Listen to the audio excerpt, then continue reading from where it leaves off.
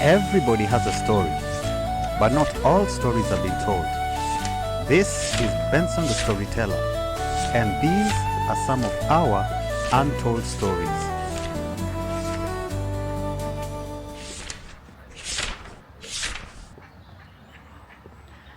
Hello guys, welcome to my YouTube channel. My name is Benson the Storyteller, and I'm coming to you from a place called Swindon, Wiltshire, which is in the UK. This is where I am. It's a really nice day. This is the Queen's Park. There's usually a fountain somewhere in the middle there, but I think it's been switched off. Here's where sometimes I come to take my alone time, unwind and feed the pigeons and the geese. And usually there are seats all around where people can sit and enjoy the view. Yeah. So today, guys, I would like to have a little chat with you guys. This is going to be actually the very first video in a series of videos called My Stories that I'm going to be giving to you guys. Oh, have a look. Look at how beautiful they look. Hello. Hello. Oh, nice. Wow.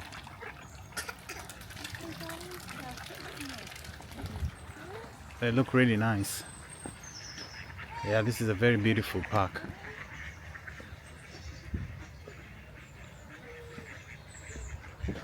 See how beautiful this park is, guys.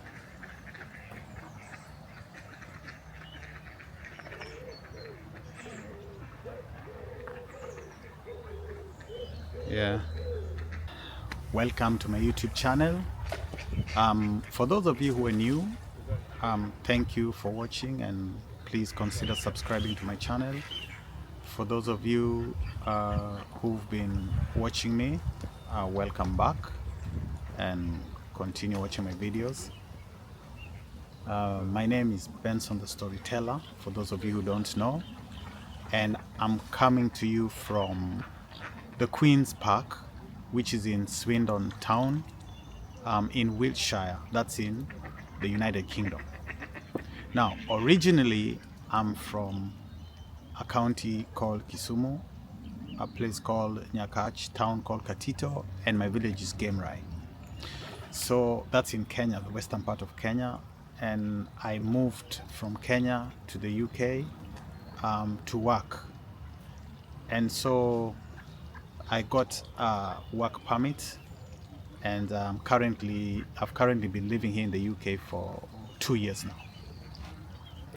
So this is my very first video that I'm making on a new episode series that I've dubbed My Stories. So I'll be giving you stories, different stories, progressively, hopefully, about my life, basically. And I hope you're going to enjoy them. So this particular video, I'd like to share with you guys how I ended up here. All right, how I got to get to the UK. So my journey to the UK actually started around 13 years ago. It was something that I'd always wanted to do, but I hadn't gotten to know the process and how to go about it. But actually, I hadn't really decided to come. I didn't really want to come to the UK.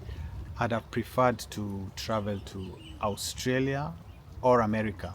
You know, America, people in Africa, we get to know more about America and their culture because most programs and movies are American movies, or set in a backdrop of an American town or storyline and stuff like that. And I'd also wouldn't have preferred to go to Australia because I'd been there before when I was a child, when we were kids growing up. The first few years of my education were in Australia, and I really liked it there. But that's a story that's going to come in one of my later on videos. All right. So this whole journey started way back in Kisumu at a beach called Dunga Beach, because I grew up there for a lot of my younger years. Primary to high school years, I was in Dunga Beach. That's in Kisumu. And at that particular time, around 12, 13 years ago, I was an alcoholic. Yeah, I'd call myself an alcoholic because I used to drink a lot. All right. Maybe it was peer pressure, maybe it was boredom. I'm not really sure, but I found myself in the trap of alcohol, because that's what I call it. I call it alcohol trap because it's really hard to break free from without intervention. I'll talk about intervention like maybe church, or maybe even the police. You know, you can be arrested and stuff can just happen, and you stop drinking because of that. Also, maybe there are interventions like going for rehab. Yeah, but eventually I did stop alcoholism. I did break free. More than, it's been, yeah, like 11, 12 years sober now since I stopped drinking. So I successfully did break free, and with no help at all. I didn't go for rehab. You know, there's nothing crazy that happened. I just decided to stop. But I'll give you guys that story also in my later videos, because there's something that happened that made me to decide to stop drinking.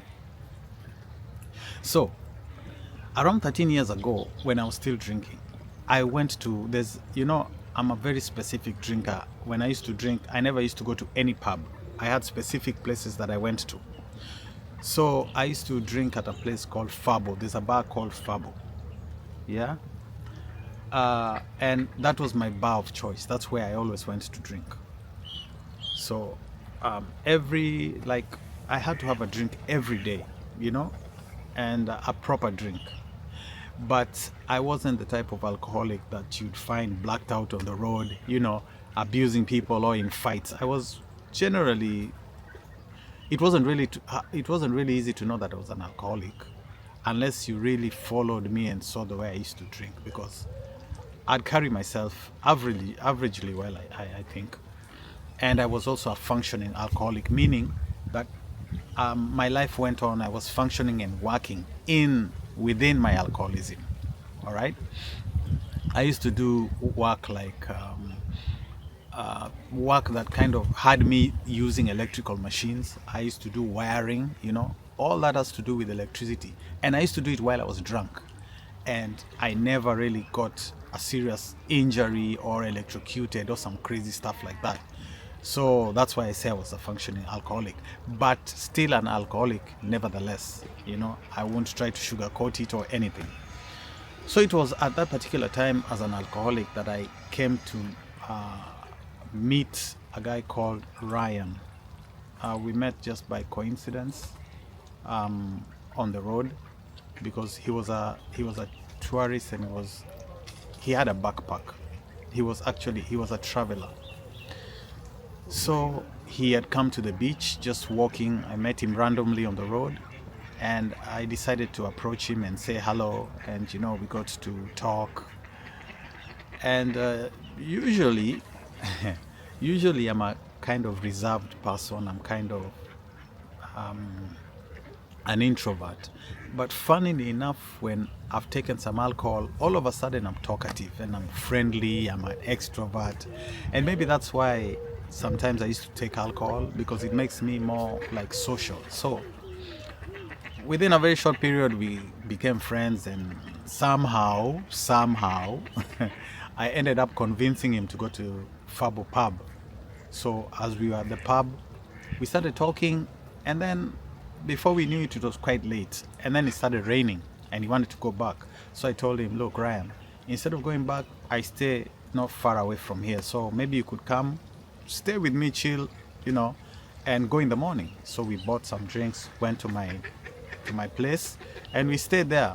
Got some African traditional food, from my mom cooks very nice fish and everything. So I brought it and we ate in my small house. And then that was the beginning of a very great friendship. So when he was going back, Ryan was like, I'd like you to come and visit the UK. One of these days, I'd like you to come and visit me. So I said, fine, cool. I don't know how to go about it, but yeah, see if you can, walk me through the process. So he came back. He came back to the UK, and we started communicating through emails. Now, meanwhile, at this particular time, I was still drinking, right? But I managed to get my passport. I'd managed to get a passport, and we're in the process of him sending an invitation letter and for me to go and visit. And we'd been communicating for long by this time. So somehow during this time, I lost access to my email. It was a Yahoo email address. I don't know what happened. The next thing I knew, when I'm trying to put in my login, it doesn't work. And I hadn't crammed his, offhead, I didn't know it. I'm not good with numbers, I'm not good with addresses. So that's how I lost his contact. I lost Ryan's contact totally, just like that. And that was, this had to be even more than 13 years, honestly. It had to be 14 or 15 years ago. Because I stopped drinking 12 years ago.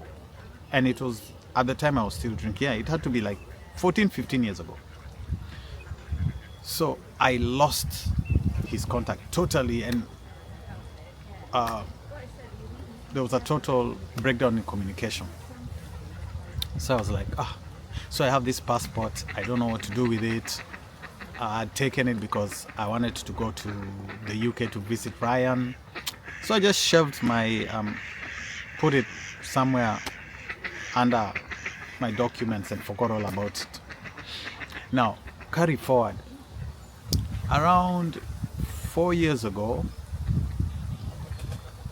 3 years ago, I'm just checking my Facebook page and I see this message. And when I open it, it's Ryan. All right? So he just Googled and looked around, and I don't know how he got to get my email, to get my Facebook address, and voila, there he is. So he was asking me like, what happened? I told him, dude, I lost your email address. I lost. And then he was like, you can't even cram us. I was like, no, I'm not good in addresses and numbers. So we caught up, we picked it from where we left it. And I had now to renew my passport. I had to start the whole process again, because now he told me that there was this program that had started where the UK was looking for workers, immigrant workers. And he told me that it's easy right now, and he gave me the places to apply. And he told me, well, we can do 2 separate processes concurrently. Like, I can see the process, whether I can get you a visitor's visa, but he told me it would be better to get a work visa. And he gave me the reasons why. And I was like, yeah, I think let's follow up on this. So he gave me the addresses of some places to apply.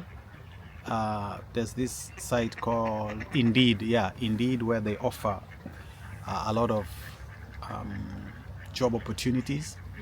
And he told me, just apply, whether you know that job or not, just apply, so long as you get here. Some of them come with trainings on you're given trainings before you start working and all that. So he told me, just apply. Whether you've done that job or not, you just apply.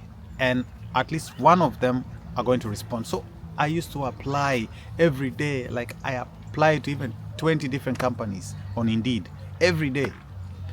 And after a while, finally, I got 2 letters. I got 2 letters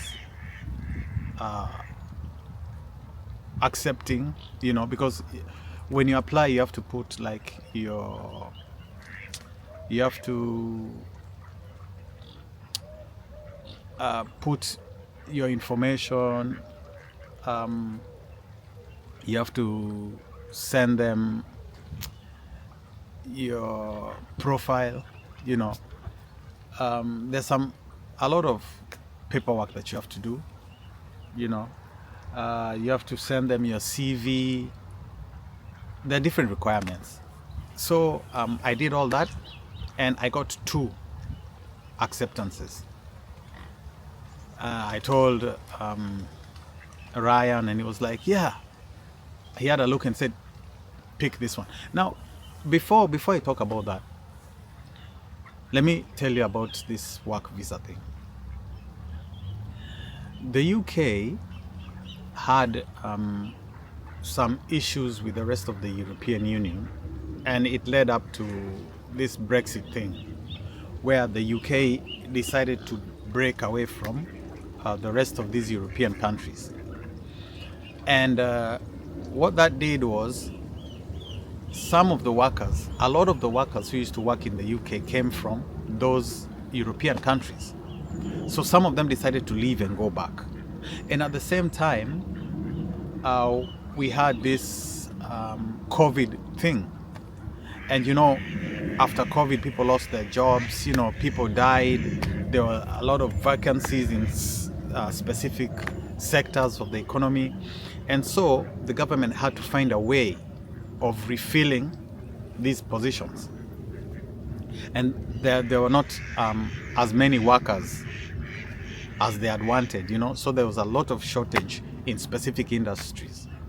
So the government came up with this list, shortage occupancy lists. They are so varied. There are warehouse workers, there are people in healthcare, there are so many that they needed workers. So when I applied to one of these specific, not actually that. I applied to several of them, hoping that at least I'd get one, which I did. I got 2. And I started the process. I had to go do a TB test. You had to do an English proficiency test, which I think that the pass mark wasn't all that high. It was like something like, I don't know, 50-60%, but me, a writer and all that, I got 90 something, and it was smooth sailing. I did my TB tests, I did my good conduct, always peaceful. I just used to drink, no criminal activity, nothing like that. And so I passed. The only thing that gave me problem was that they wanted you to get a place to live at. Now, I got my job at Swindon. All right, that's where I work. But Ryan doesn't stay in Swindon. Ryan is from Birmingham. Okay, so there's no way that I could stay with Ryan and work in Swindon. Okay, there's no way I could live with Ryan, although he'd offered, but it wasn't possible because the British system is kind of strict. They'd follow up. You came here with a work visa, purportedly to work, and yet you just came and started staying in Birmingham and you didn't go to your place of employment, and you'd immediately lose your visa. So what they wanted was proof, proof, like you have to get the letter from the company, which I got. You also have to get proof of residency, proof that you've rented a place in Swindon where you're going to stay. Now the thing is, rent in this country is very, very expensive. And the house that I got, because I told Ryan, please, you guys, get me a house. Wow, look at this.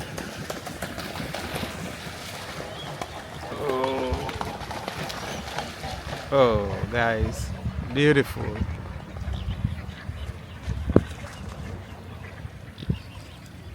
Guys, I hope you're here, you see the beauty of this place. That's why I like coming here and just sitting and chilling, looking at the swans. Yeah, so I got a house. It was in Swindon. Not really big, but just enough to start. And it was £700. And that comes up to around 120 something Kenya shillings. You guys in Kenya, just imagine how much that is. Just for 1 month's rent, you know? So I had to come up with a deposit of, a deposit of around £500, and then on top of that another £700 just for the rent, you know. And I had to do that before I came, before I even boarded the plane coming, because I had to take these documents in the process of getting my visa. So the rent alone is around 120,000 Kenya shillings. Guys from Kenya, if you were to rent a house for 120 Kenyan shillings back at home, what type of house would that be? I'm telling you, for 120,000 Kenya shillings per month, you'd get a house, a 4-bedroom, 3-bedroom house with a wall and complete with a watchman and dog, security dog, for £700. I'm telling you. And that's £700. It's a small room. It's self-contained kind of, because you've got your bathroom and toilet, and you've got your room. It's like a bed sit, I'd say. That's 700. If you want a bigger house or whatever, it would be like £800 to £1,200, you know. But just for the beginning, I just needed that. So I had to raise that money, my people. 120,000 plus another, I don't know, 80 something thousand, you know, just to get a house. Yeah, so I struggled, I hustled here and there, and I managed to get that money. And I sent Ryan helped me raise some money and had it paid. So I got my visa. I actually didn't tell people, didn't know that I'd gotten my visa. I didn't tell people that. You know, I have this strong belief that you make your moves in silence, you know. Important moves, don't tell a lot of people, because in real life not everybody is happy for you. And that's just the way life works. Not everybody is happy for you. You might think people are happy for your progress, but not everyone is. So sometimes it's better just to do things on the low key. So I did that, and actually I let people know that I was leaving like a week too. And some people actually found out that I'd come to the UK when I'd already come, you know. Yeah. So I came to the UK. Before I came, I have some wonderful cousins who've been living in the UK before me. They've been here for a while. They actually assisted me a lot in the process. You know, they assisted me in the process of the paperwork things, how to do this, how to do that. And when I arrived at Heathrow, my cousin came to pick me up, and I stayed at her place for 2 days before I went to Swindon. After that, I got to reunite, meet up with Ryan. So yeah, I thank my cousins for hosting me and helping me to kind of maneuver around the process, through the process I mean, and then get to the UK. Now, when I got to Swindon, I found myself like, you don't know anyone in that town, because my cousins stay in London and my friend Ryan is in Birmingham. I'm somewhere here in the middle in a place called Swindon. I don't know anyone. I've just moved to a new job. I've never done this job before. I'm in a residential place I've never been to before. I got to my house. There's no bedding. I thought there'd be beddings. I just didn't ask. There's no beddings. I only had like £100 on me. Yeah, I only had like £100 on me. A new place, new weather.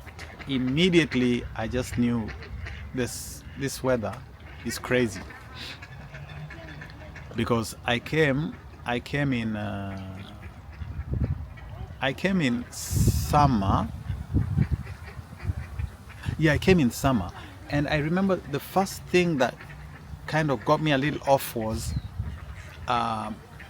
there were longer days and shorter nights, meaning that at around 11, like 10-11 p.m., which back at home in Africa would be pitch dark, it's still bright, so you go to bed, there's only darkness for a few hours, and then the sun's out.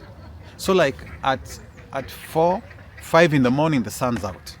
You look out your window, the sun's out, but people are still sleeping. So my body hadn't yet adjusted. So I didn't know whether to wake up, whether to go back to bed, whether to do what. And it took my body like several weeks to kind of adjust. And before you get to adjust, now winter starts cropping in. You see, guys? And then when winter comes, now it's longer nights and shorter days. It's not like back at home, you know very well that if it's 6-7, the sun's coming up. 6-7, the sun's going down. Here, it adjusts. And actually, there are times when time itself moves back. The clocks, you have to move forward. It's called, I think, fall. We move back, I don't know, by 2 hours or 3 hours. And it's fall, I think.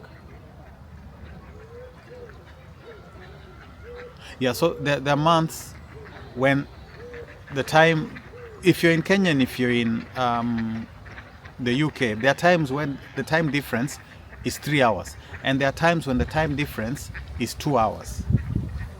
Yeah? So there's some hours that come and go. I haven't really understood the way it goes, but it just has something to do with the seasons, right? So I had challenges with that.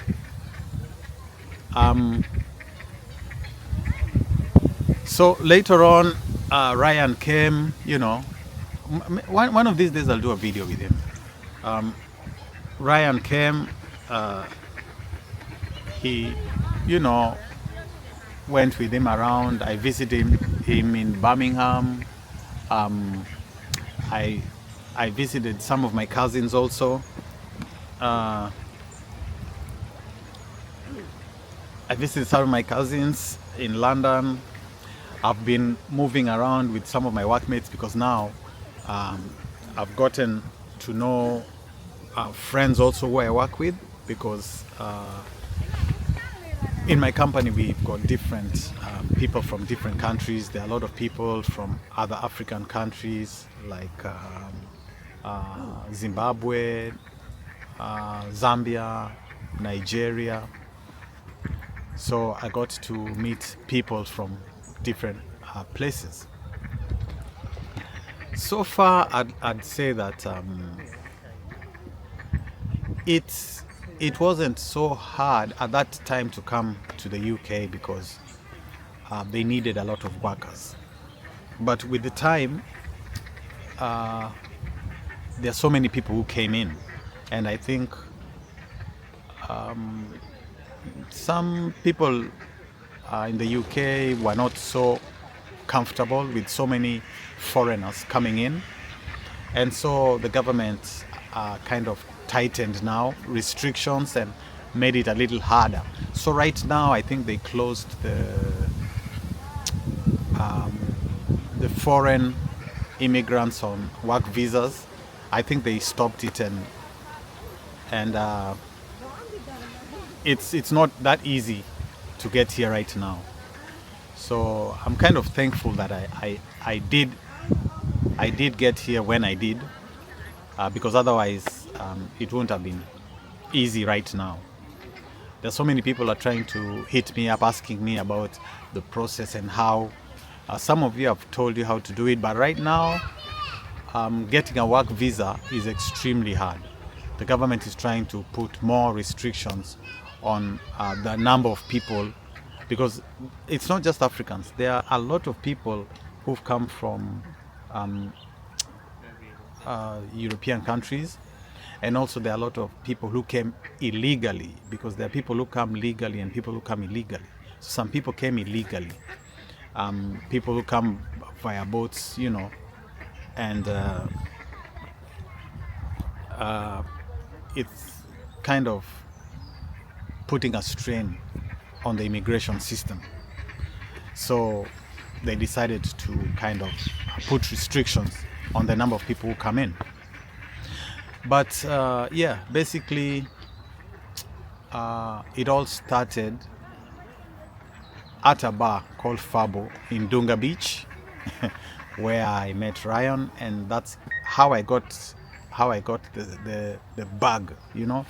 That's where I sat down and I was like, maybe there's more that I can do than just sitting here drinking alcohol, you know. Maybe there's more to life. Maybe there are places that I'd like to visit, you know, things I'd like to do. And that spark started 14 years ago. And it took this long, you know, for me to actually achieve that goal. And I love it because I moved from sitting in a bar at Dunga Beach, you know, to now being here, as you can see, at this very beautiful park in Swindon, UK. This path actually goes all the way around, you know, and it's still summer, but I think it's starting to get, the seasons are starting to change. We are starting to approach autumn, or some people call it fall, when the leaves from the trees start falling down. Yeah, so I'm going to be giving you guys stories. I just wanted you guys to know how I started and how I got here. But I'm going to be giving you some of my life stories. There's so many things that have happened in my life that are very interesting. I've never told them these stories before, and I think I should document them in some form or in some manner for you guys to hear them. So they're very entertaining and interesting stories. So please, if you haven't subscribed, please subscribe to my channel, follow my videos, like and share, and I'll catch you guys on my next video, right? Okay.